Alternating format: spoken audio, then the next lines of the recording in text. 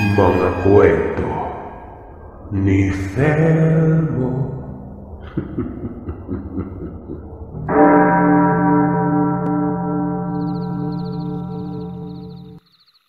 Tawagin mo na lamang po ako sa pangalang Jason. Tubong Masbate. Ang kwentong ibabahagi ko sa inyo ay nangyari noong taong 2003. Nang mga panahong yon ay 1 taon nang patay ang aking ina't si tatay na lamang ang nakakasama namin sa bahay. Tuwing pumapasok sa trabaho sa bayan ay iniiwan niya lang ako kay Lolo Tomas. Umuwi lamang ako sa bahay kapag nakakauwi na din galing sa trabaho ang aking ama. Nasa edad 11 anyos pa lamang ako ng mga panahong ito. Isang beses nga, umuwi si tatay na may kasamang 2 babae. Ang isa ay kaedaran niya lang at ang isa naman ay mga nasa 16 anyos pa lamang yata. Unang tingin ko pa lamang sa babaeng kaedaran ni tatay ay magaan na kaagad ang pakiramdam ko. Maamo kasi ang kanyang mukha at sa tingin ko ay mabait naman ito. Pero ang kasama nitong dalaga, wala akong tiwala. Mukha itong mataray at hindi mapagkakatiwalaan. Ipinakilala ni tatay sa akin ang babaeng kaedarang kasama niya. Ayon sa kanya ay tawagin ko na raw na nanay ang babaeng. Itago na lamang po natin sa pangalang Nay Magda. At Ate Mabel naman ang mas batang kasama nito. Kapatid ni Nay Magda si Ate Mabel at makakasama na namin ito sa bahay. Nung una ay hindi ako pumayag na mag-asawa uli si tatay. Hindi ko kilala ang ugali ng babaeng kasama niya at baka mamaya ay nananakit pala ito.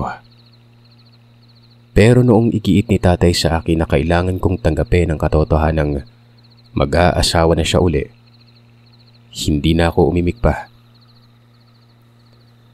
Magmula nga ng araw na ipinakilala sa akin ni Itay ang kinakasama niya, ito nang nag-aasikaso sa akin tuwing papasok ako sa eskwelahan. Naging maayos naman ang pagtrato sa akin ni Nanay Magda. Mabait at maalaga. Magaling din itong makisama kay Lola Alicia. Kaya naman hindi nagtagal ay nakuha niya rin ang loob ko. At hindi kalaunan ay itinuring ko na siyang ina. Natuwa naman si tatay nung malaman niyang tanggap ko na si Nanay Magda na maging parte ng pamilya namin. Nangako siya na kahit anuman na mangyari o magkaroon man ako ng kapatid kay Nanay Magda, ay hinding-hindi magbabago ang trato nila sa akin bilang anak. Isang hapon, pagka-uwi ko sa bahay ay naabutan ko sa kusinang hinahapuhap ng aking ama ang likod ni Nanay Magda noon. Tinanong ko si tatay kung ano ang nangyari kay Nanay Magda, kung bakit ito nagsusuka. Umiling-iling ang aking ama't sinabing hindi niya rin alam kung ano ang nangyari. Kanina lang pag-uwi niya galing trabaho ay nadatnan niya na namumutla si nanay at walang tigil sa pagsusuka. Ang mabuti pa pumunta na tayo sa bayan at magpatingin sa klinika. Baka mamaya kung ano na yung mangyari sa'yo eh. Nag-aalalang wika ng aking ama. Kahit na nangihina si Nanay Magda ay sinabi niyang wag na siyang dalhin sa paggamutan. Magiging maayos din siya maya-maya umano. Samantalang si Ate Mabel naman ay nakita kong nakatitig lamang sa kapatid niya at walang imik. Anong magiging maayos? Hindi mo ba nakikita yung sarili mo? Putlang-putla ka na.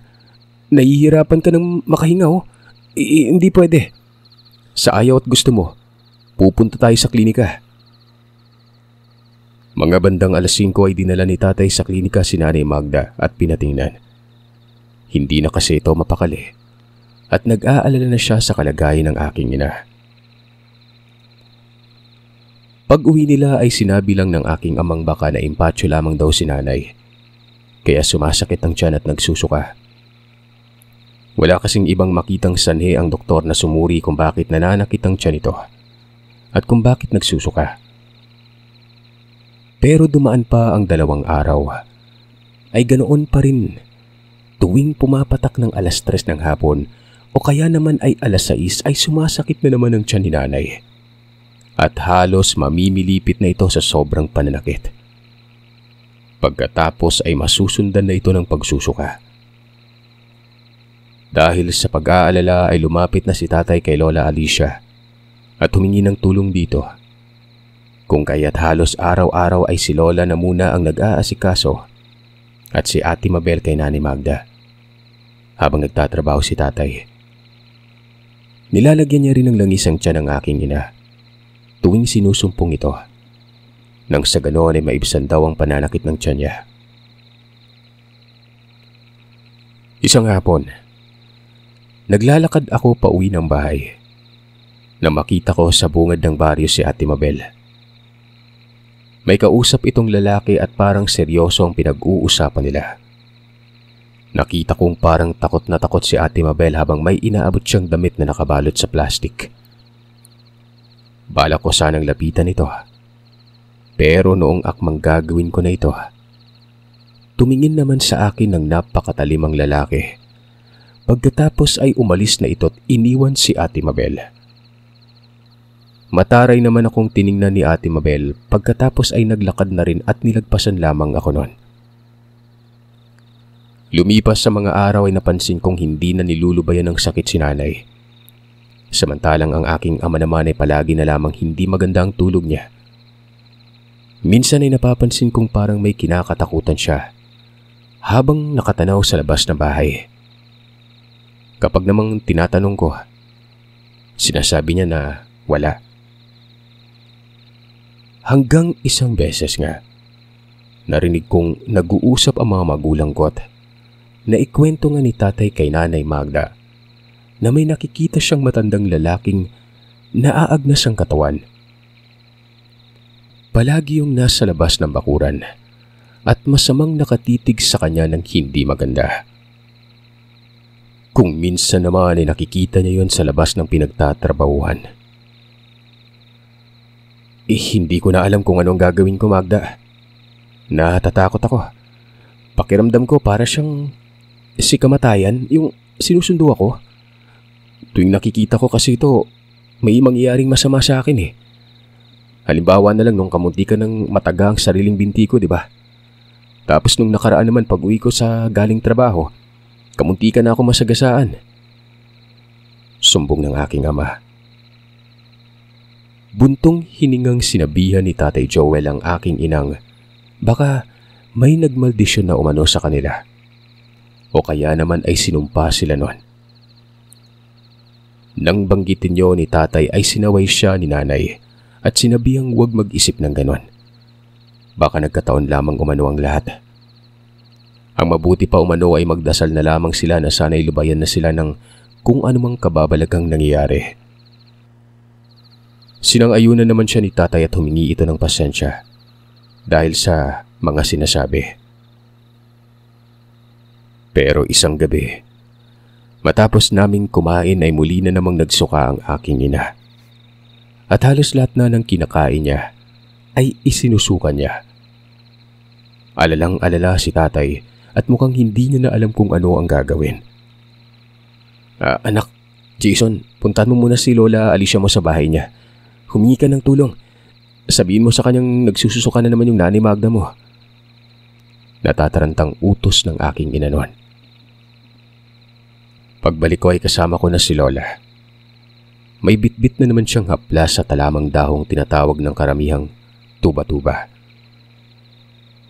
Pinahiga niya si Nanay Magda at nilagyan ng langis ang tiyan. Inutusan niya rin akong magsindi ng gasera dahil paiinitan niya lang ng bahagya ang halamang dahon bago niya ilagay sa tiyan ng aking ina. Bukas ay pupuntahan ko ang kilala kong albularyo sa Karatig Sitio para matingnan ang kalagayan mo, iha.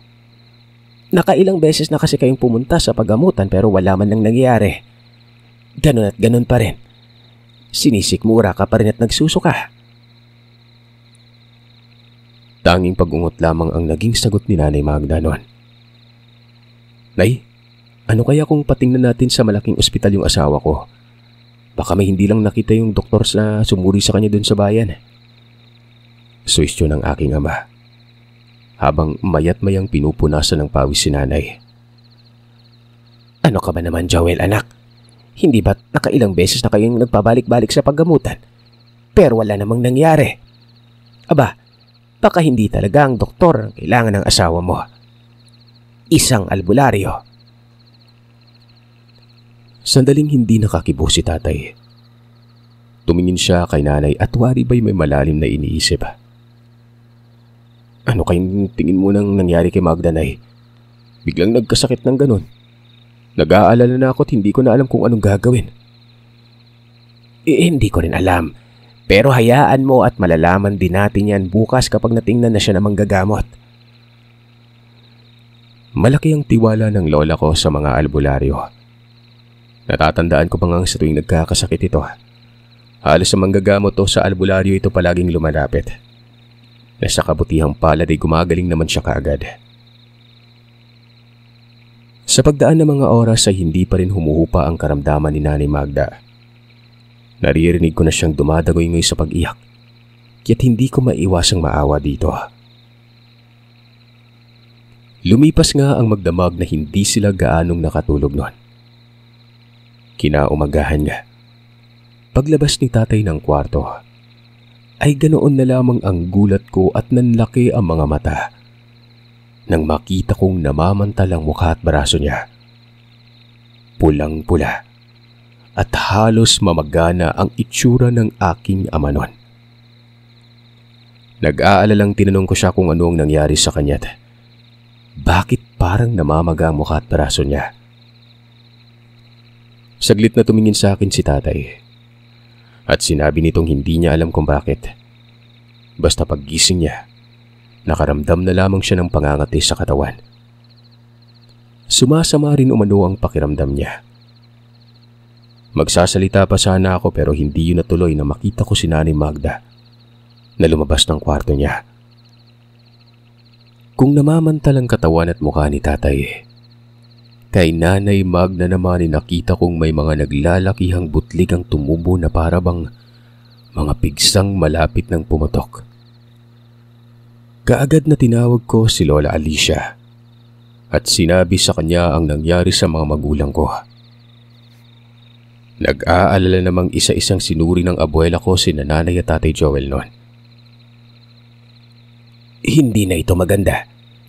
Kagabi lang ay wala naman akong nakita mga pantal dyan sa katawan niyo. Pero bakit ngayon ay parang pinutakte kayo ng kung ano? Makahulog ang sabi ni Lola Alicia. Nang umagang yun ay nagpasama sa akin si Lola na puntahan ang matandang manggagamot sa Karatig Sitio. Nang marating na namin ang bahay ng manggagamot, wala ito sa bahay ayon na rin sa asawa niya. Nagtanong si Lola kung kailan ang uwi ng matanda. Umiling naman ang asawa ng manggagamot at sinabing hindi niya rin alam kung kailan. May ginagamot din kasi umano yung binarang sa kabilang baryo. At magpasa hanggang ngayon ay hindi pa rin gumagaling. Kaya ang ginawa ng asawa nitong manggagamot ay binabantay ng taong binarang habang naghahanap pa ng solusyon. Malungkot kaming umuwi ni Lola Alicia. Ang akala niya kasi ay matitingnan na ng manggagamot si Nanay Magda pero hindi pa pala. Wala namang ibang kakilalang manggagamot ang abuela ko. Inutusan niya si Lolo Tomas na maghanap ng ibang manggagamot sa mga karatig lugar.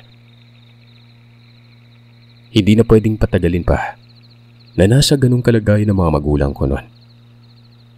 Pero kagaya namin ay umuwing bigudi ng abuelo ko. Halos lahat ng napunta niyang manggagamot ay may kanya-kanyang ginagawa din. Kaya't hindi pwede ang mga ito. Ano bang nangyayari? Bakit natataon naman ang bala ang mga manggagamot na napuntahan natin? Buntong hiningang tanong ni Lola kay Lolo Tomas. Ewan ko ba? Hindi ko rin alam kung bakit pero pakiramdam ko ay parang may humaharang sa atin para hindi matingnan ng manggagamot ang dalawa eh. Sagot ni Lolo. Hindi ko alam kung ano ang tinutukoy nilang dalawa. Pero ramdam kong merong hindi magandang nangyayari sa mga magulang namin. Maliban sa mga nagsusulbutang butlig sa katawan nila at lagnat. Sinabi ni Lola Alicia na habang hindi pa dumarating ang albularyong si Mang Simeon, ay babantayan at pagmamatyagan na muna nila ang kalagayan ng mga magulang ko. Sa maghapong yun ay nasa loob lamang ng kwarto ang dalawa at masama ang pakiramdam nila. Mga bandang 6:00 ng hapon, inutusan ako ni Lola na ihatid sa loob ng kwarto ang lugaw na niluto niya para makakain ang mga magulang ko noon. Wala kasing ganang kumain ng mga ito, kaya't nilutuan na lamang sila ng abuela ko ng lugaw para kahit papano ay malamnan ng kanilang sikmura. Pero pagpasok ko sa loob ng kwarto, nakita kong nangangatog ang aking ama. Nagmadaling inilapag ko ang mangkok sa lameseta at nilapitan si tatay noon. Tatay, ayos lang po ba kayo? Ano pong nangyari sa'yo? Agad na iniwas ko ang kamay matapos dumampi sa noon ang aking ama gawa ng napakainit niya. Para siyang nagbabagang uling. Nakakapaso. Taas ng lagnat niyo, taya. Nung sipatin ko si Nanay Magda, para sana'y tingnan din ito kung nilalagnat din ba. Sa hindi mawari ay tila ba namamalik mata ko. Para kasing may nahagip akong anino ng lalaki sa gilid ng higaan ni Nanay Magda na nakatayo. At noong tingnan ko ito ay bigla yung tumakbo at tumalon palabas ng bahay. Nang mawala na ang anino ay saka ko naman narinig na huminga ng napakalalim ang aking ina. Ibang parang nasa tugatog na siya ng paghinga. Sa sobrang lalim nga noon ay parang malalagutan na ito. Natakot ako nang makita kong lumiyad ng bahagya si Nanay Magda. Tumirik ang mga mata na animoy sinasapian ng masamang elemento. Nagmadali akong lumabas ng kwarto at tinawag si Lola Alicia. Natatarantang sinabi ko sa kanya ang tungkol sa nangyari kina Nanay Magda at Tatay Joel noon. Halos magkandara pa naman si Lola Alicia na tumakbo papasok sa kwarto ng mga magulang ko.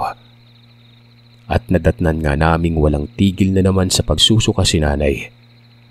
Samantalang si Tatay naman, nakatalokbong na ng kumot dahil sa nilalamig na umano ito. Apo, magmadali ka't puntahan mo si Lolo Tomas mo sa bahay. Papuntahin mo dito. Natatarantang utos ni Lola dahil hindi niya na alam kung sino ang uunahin niyang lapitan sa dalawa. Patakbo na nga akong lumabas ng bahay. Pinuntahan si Lolo Tomas. Anong nangyari, Alicia? Bakit mo ako pinapatawag? Nag-aalalang tanong ng abuelo ko nang makapanik na kami sa loob nun. Agarang sinabi ni Lola ang tungkol sa nangyari kina Nanay Magda at Tatay Joel. Noong tingnan ni Lolo Tomas ang aking ama't inalis ang kumot nitong nakatalukbong, halos matulala siya at marahang napaatras nang makita niyang napakalaki na ng tiyan ni Tatay Joel. Para itong buntis ng 6 na buwan at naghihimutok sa sobrang laki. Namaga na rin ang kanyang muka at braso na waribay. Tinamaan ito ng pamamanas nun. Ang kaninang pamamantal sa balat niya ay napalitan din ito ng pagkakaroon ng butlig na sinabayan ng pagnanaknak. Maya't maya na rin ang pag-ungol niya na para bang may iniindang sakit o binabangungot. Kanina ko pa nga ginigising ngayon si Joel pero ayaw. Nag-aalala na ako. Anak nang, sandali lang at may kukunin ako sa kusina. Wika ni Lolo Tomas at nagmadaling pumunta sa kusina. Pagbalik ni Lolo ay may bitbit na itong malaking pitsyel na may lamang tubig. Tatanungin ko pa lamang sana siya kung anong gagawin niya sa tubig na yon. Nang sa walang sabi-sabing agaran niya yung ibinuhos sa aking ama. Sabay sinampal ng tsinelas. Matapos niyang gawin yon ay nagising ito at napabalikwas ng bangon. Nagtanong pa siya kung ano ang nangyari. Galit namang ibinalik ni Lolo Tomas ang tanong sa aking ama kung ano ang nangyari at bakit nakaranas umano sila ng ganon. Ikaw na bata ka. Magsabi ka sa akin ng totoo ha. May ginawa ka bang kasalanan kaya kayo nakakaranas ng ganito? Sunod-sunod na umiling si tatay at sinabing wala siyang matandaang may nagawang hindi maganda. At mas lalong wala siyang natatandaang may naargabyadong tao noon. Hindi na nagsalita si Lolo Tomas. Bagkos ay tinitigan niya lamang na makahulugan ang aking ama't pagkatapos ay lumabas ng kwarto. Susunod na sana ako sa abuelo kong lumabas ng silid. Nang sa muli na namang sumakit ang tiyan ni Nanay Magda noon. Nilagyan na naman ni Lola lang ng isang tiyan ng aking ina para maibsan ang pananakit na ito. Pero noong malapit niya nang matapos lagyan ng langis ang tiyan ni Nanay, ay nakita kong sandaling napapitlag ito at kaagad na inalis niya ang kanyang kamay na nakalapat sa tiyan ng aking ina. Sos Mariosep, ano ang bagay na gumagalaw sa tiyan mo, iha? Hindi ka naman buntis pero bakit nakapakong may mabilis na gumapang sa tiyan mo? Bulalas ni Lola Alicia noon. Kumunot ang noo ko. Tiningnan ko ang tiyan ng aking ina. Pero wala naman akong makita. Tulad ng sinasabi ni Lola. Pero nang ibalik ko ang tingin kay Lola Alicia ay nakita ko ang pamumutla niya.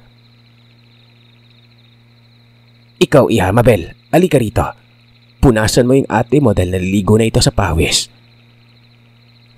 Tila nag-aalangan naman kumilos si Ate Mabel. Hindi ko alam kung natatakot ba ito o nandidiri sa mga nasaksihan. Maya-maya pa ay medyo maras siyang hinila ni Lola Alicia. Dahil nakatingin lamang ito at parang ayaw niya talagang lumapit doon.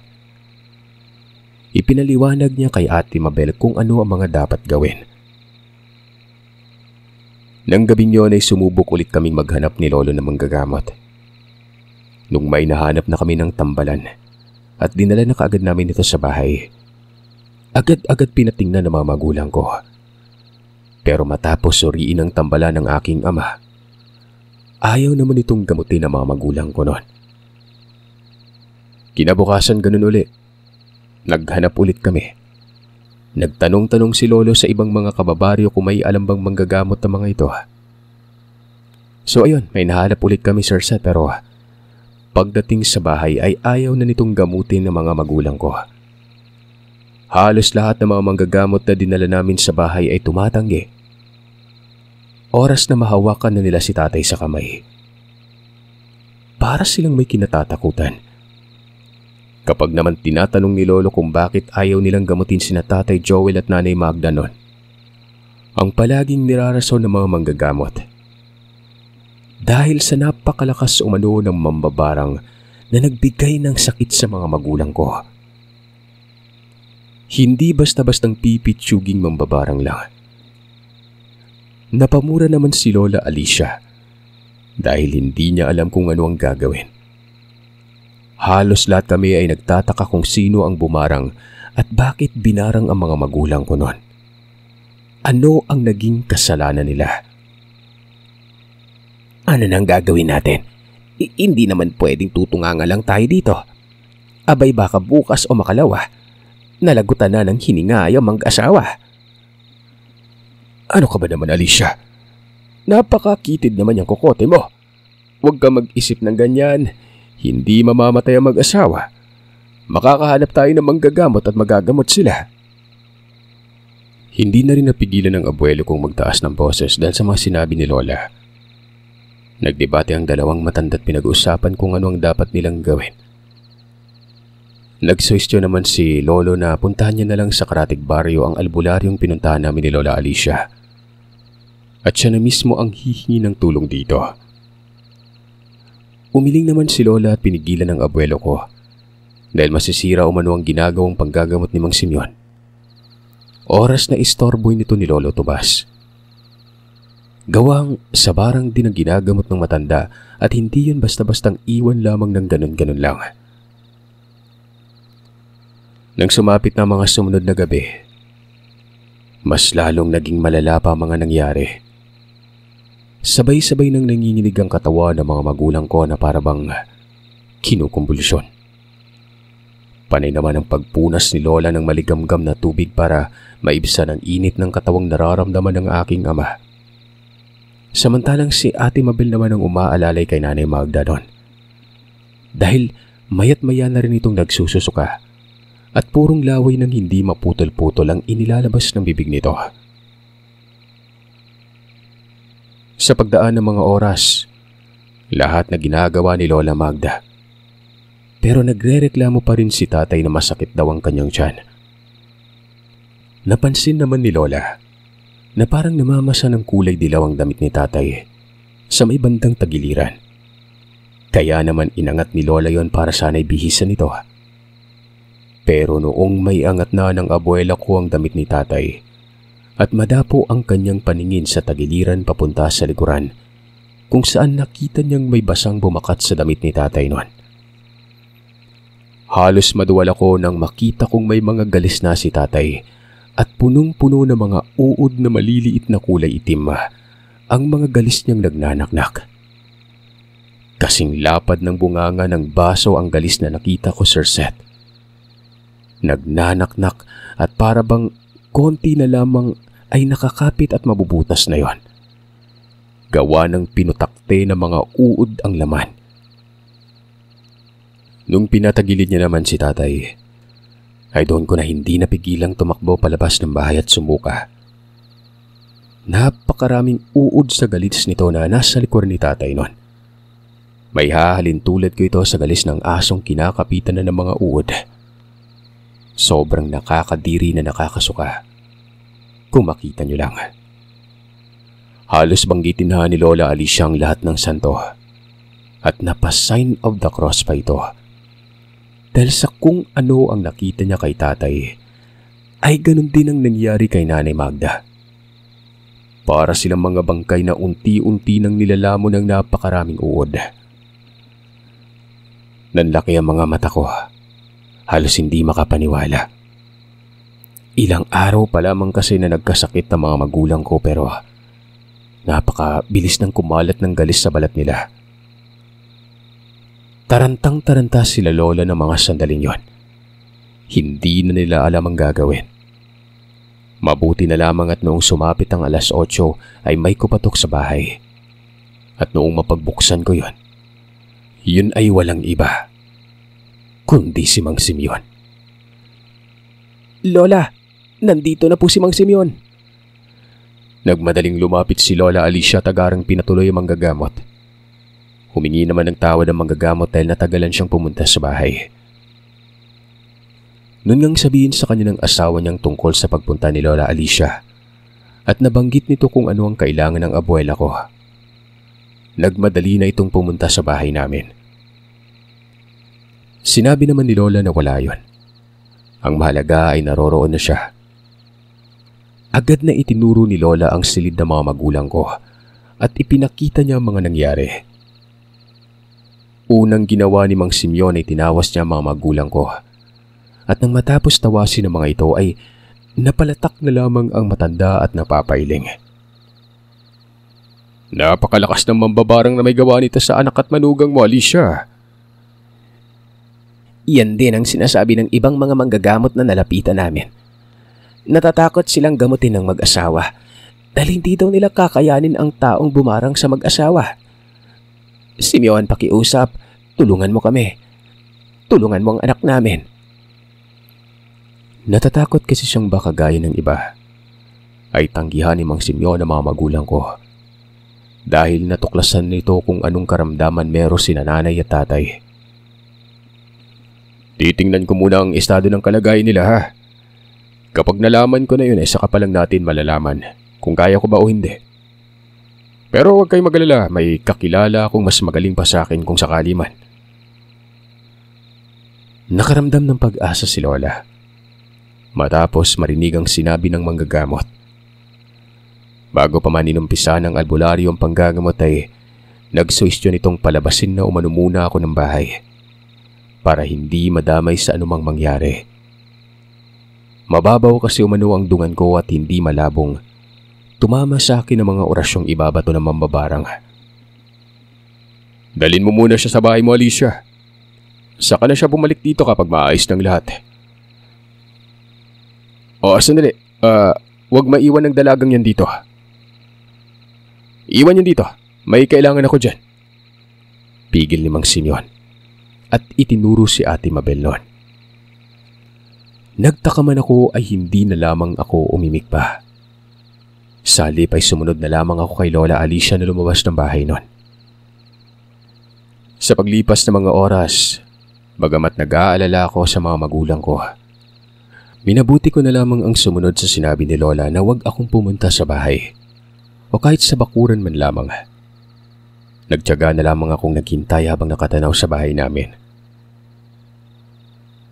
Habang nakatanaw, may nakita akong lalaking nakatayo sa hindi kalayuan. Tiimbagang itong nakatitig sa bahay at maya-maya ay pumulot ng buhangin sa lupa. Pagkatapos ay bumuka-buka ang bibig at inihip sa buhanging hawak at itinapon yun papasok sa bakuran.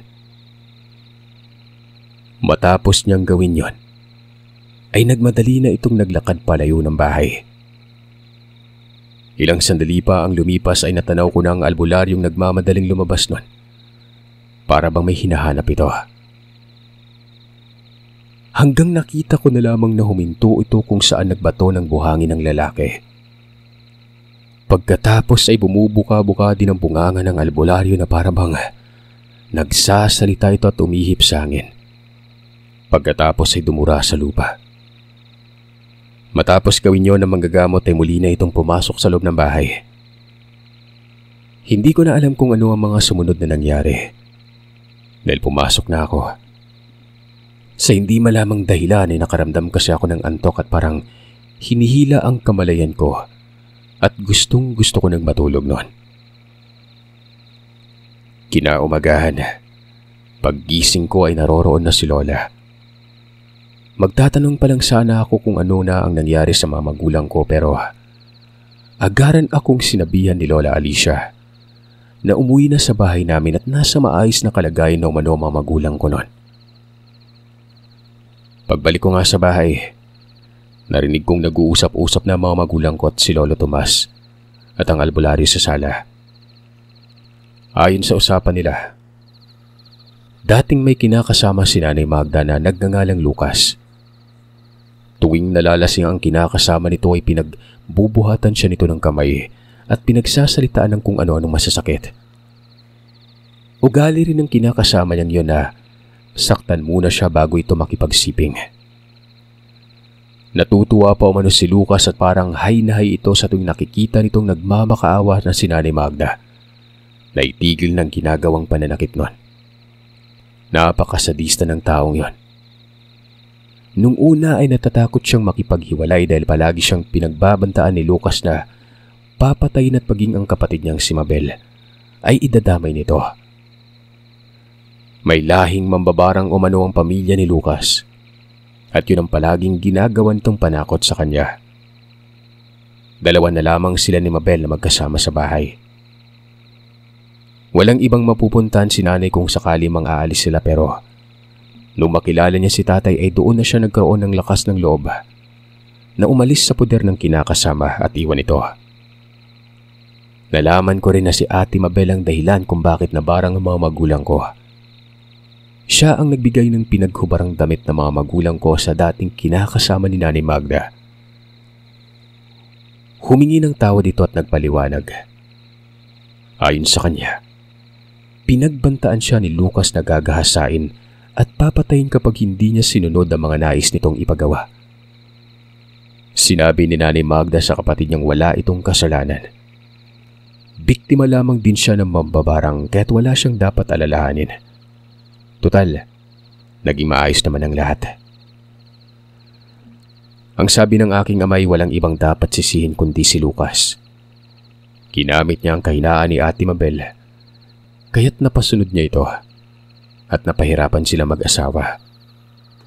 Sinabi naman ng albularyong ipanatag na nila ang kanilang sarili dahil natanggal na nito ang mga ibinaong barang sa katawan ng mga magulang ko. At higit sa lahat ay wala nang manggugulo pa dahil patay na ang taong bumarang noon. Pinagbantaan niya rin ang mambabarang na tumulong kay Lucas na papatayin ito oras na may mangyaring masama sa mga magulang ko o kahit alinman sa pamilya ko. Walang tigil sa pagpapasalamat ang mga magulang ko kay Mang Simon. Kung hindi dahil dito ay baka paglalamayan na sila sa mga sumunod na araw. Isang paktol na ritual ang ginamit ng mambabarang sa mga magulang ko. Wala na itong balak na buhayin pa sila. Kaya't utang na loob nila kay Mang Simeon ang ikalawang buhay na ito. Magmula nang mangyari noon sa mga magulang ko, Sir Seth, linggo-linggo na kaming nagsisimba at mas nakilala pa namin ng lubusan si Nanay Magda at Ate Mabel. Naging maayos na ang lahat pagkatapos noon. Nagkaroon pa ako ng mga kapatid at namuhay kami ng matiwasay.